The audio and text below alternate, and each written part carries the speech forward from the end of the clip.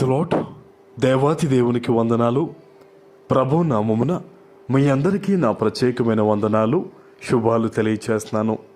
మరి అనుదినము విత్తబడుతున్న ఈ గొప్ప వాగ్దానము అనేక మందికి పంపించి మన ఛానల్ని సబ్స్క్రైబ్ చేసి ఈ యొక్క పరిచర్యలో మీరందరూ పాలుభాగస్తులు అవ్వాల్సిందిగా మనవి చేస్తూ ఉన్నాను.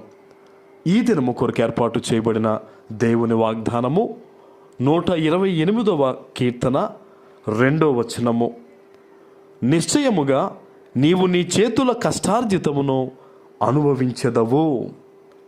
దేవుని నామానికి మహిమ కలుగునుగాక. ఈ ఉదయకాల సమయంలో శ్రేష్టమైన నమ్మకమైన మాటను దేవుడు నీకు వాగ్దానంగా ఇస్తూ ఉన్నారు. హల్లెలూయా. నిశ్చయముగా నీవు నీ చేతుల కష్టార్జితాన్ని అనుభవిస్తావంట. చాలామంది జీవితాల్లో మీరు చూస్తే వారు నెలంతా కష్టపడిన తర్వాత, లేదా వారు దేనికోసమైనా ఎదురు చూసినప్పుడు, ఆ అమౌంట్ వచ్చినప్పుడు కానీ ఇంకో రకంగా కానీ వాళ్ళ చేతులు ఏది మిగలకుండా ఒక చిల్లు సంచిలో వేసినట్టుగా వాళ్ళ కష్టార్జితము, వాళ్ళ సమయము, వాళ్ళ ధనము, వాళ్ళ సంతోషం వెళ్ళిపోతూ ఎంతో దుఃఖానికి గురవుతున్న మనుషులు లేకపోలేదు. బహుశా ఈరోజు ఉదయకాల వాగ్దానం వింటున్న వారిలో కొంతమంది అటువంటి పరిస్థితుల్లో ఉన్నవారేమో. దేవుడు మీతో మాట్లాడుతూ ఉన్నారు. నీ చేతుల కష్టార్జితాన్ని ఇది మొదలుకొని నువ్వు అనుభవించబోతూ ఉన్నావు. నేను జీవితాంతం వాళ్ళ కోసం కష్టపడ్డాను, వీళ్ళ కోసం కష్టపడ్డాను, నాకంటూ ఏదీ లేదు ప్రభువా అని నువ్వు బాధపడుతూ ఉన్నావేమో. లేదా నా జీవితంలో నాకు అన్నీ ఉన్నాయి ప్రభువా, ఇదిగో నేను ఈ ఒక్క విషయంలో నేను తృప్తి చెందలేకపోతున్నానని చెప్పి నువ్వు అనుకుంటూ బాధపడుతూ ఉన్నావేమో. ఈరోజు దేవుడు సెలవిస్తూ ఉన్నారు, నువ్వు అనుభవించబోతూ ఉన్నావు. నీ సంపాదన, నీ సమయము, నీ సంతోషము ఇవన్నీ గొప్పగా పరిపూర్ణంగా నీ జీవితంలో నెరవేరుతూ నువ్వు గొప్పగా అనుభవిస్తావని దేవుడు సెలవిస్తూ ఉన్నారు. హల్లెలూయా. ఆయన ఇచ్చిన మాట ఏది కూడా నెరవేరకుండా పోదండి. ఆయనకు అనుకూలమైందే ఆయన మాట నెరవేరుస్తుందట. మరి ఈరోజు ఈ వాగ్దానాన్ని వింటున్న నీవు ఎటువంటి పరిస్థితుల మధ్య ఉన్నా సరే ఇక మీదట నువ్వు భయపడొద్దు, ఇక మీదట నువ్వు జనకొద్దు. ఇదిగో నా కష్టమంతా నీరు పాలైపోతుంది, నా శ్రమంతా వృధా అయిపోతుంది, ఎలా అయిపోతుంది నా కుటుంబం, నా సంసారం ఎలా అయిపోతుంది, నా జీవితం ఎలా అయిపోతుంది అని చెప్పి ఇంకా నువ్వు బాధపడాల్సిన పని లేదు. దేవుడు నీకు వాగ్దానం ఇస్తూ ఉన్నాడు. నీ కష్టార్జితాన్ని నువ్వే అనుభవిస్తావు, సంతోషాన్ని అనుభవిస్తావు. బహుశా నీ జీవితంలో ఇంతకు ముందు ఏదైనా కోల్పోయావా? కష్టపడి సంపాదించిన దాన్ని అంతటిని దూరం చేసుకున్నావా? మరలా దేవుడు నీకు ఇస్తాడు.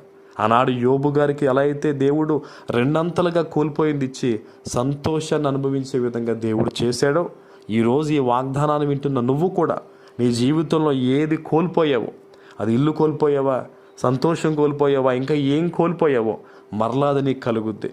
దేవుడు వాగ్దానం ఇస్తున్నాడు. నీ కష్టార్జితం ఎక్కడికి పోదు, నీ శ్రమ ఎక్కడికి పోదు. నువ్వు నీతిమంతుడిగా దేవుని ఎదుట నిలబడు.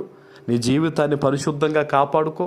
నువ్వు మనుషులకు నచ్చినట్టుగా కాకుండా దేవునికి నచ్చినట్టుగా బ్రతుకు. దేవుడు గొప్పగా నిన్ను ఆశీర్వదిస్తాడు. ఆయన తన యందు భయభక్తులు కలిగిన వారిని, తన మాటకు లోబడి జీవించే వారిని దేవుడు తలగా నియమించి ఉన్నతమైన స్థాయి మీద పెడతాడు తప్ప ఏమాత్రము కింద పెట్టడండి. అబ్రహాము గారు, ఇస్సాకు, యాకోబు, సొలొమోను, యోసేపు, ఇలా చెప్పుకుంటూ పోతే అనేక మంది దేవునికి భయపడిన వారు, దేవుని యందు భయభక్తులు కలిగిన వారు, ఏలుబడి చేసేవారుగా తలగా నియమింపబడ్డారు తప్ప ఎవ్వరూ తోకగా లేరు. ఈరోజు ఈ వాగ్దానం వింటున్న నువ్వు కూడా తలగా నియమింపబడబోతూ ఉన్నావు. అన్ని విషయాల్లో నీకు సంతోషం కలగబోతుంది. అద్భుతంగా నీ కష్టార్జితాన్ని నువ్వు అనుభవిస్తావని ఈరోజు ప్రభు సెలవిస్తూ ఉన్నారు. ఈ వాగ్దానము నీ జీవితంలో నెరవేరి ఫలించునుగాక. ఆమేన్. ప్రార్థన చేసుకుందాం. ప్రేమ కలిగిన తండ్రి, మీకు వందనాలు. ఈ ఉదయకాల సమయంలో మీరు ఇచ్చిన గొప్ప వాగ్దానము ప్రతి బిడ్డ జీవితంలో నెరవేర్చి స్థిరపరచమని యేసు నామమున ప్రార్థిస్తున్నాను తండ్రి. ఆమేన్.